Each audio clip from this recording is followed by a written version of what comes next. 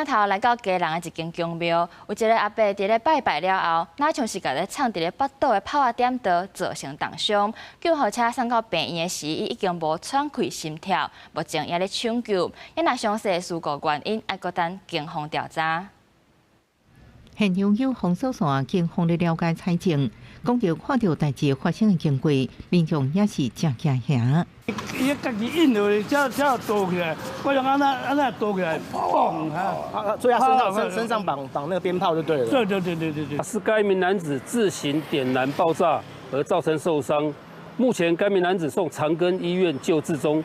23早起8点左右，家人调好街一间宫庙，一个88岁姓汤的老先生到庙里来拜拜。警方表示，老先生好亲像点到藏伫腹肚的玻璃物，马上倒伫涂骹哀叫。边的民众看到赶紧防暴警消，暗过爆炸力头升过强，老先生腹肚空脆严重，腹内拢流出来。救护车送去中京病院，到院时阵已经无喘气、心跳，医院咧抢救当中。年约70、80岁的老人家倒卧在血泊中，脏器外露啊。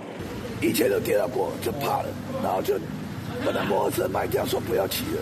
是现在年纪大，比较退化了，但是也有时候会在这边聊一下天啊。附近的人拢讲，姓汤的老先生这多年来拢是介阶段，身体状况无好，进前阁因为跋倒，较歹行路，影响到心情。毋过，也是伫附近找人开讲。警方表示，确实原因甲玻璃物的成分，爱进一步调查。记者综合报道。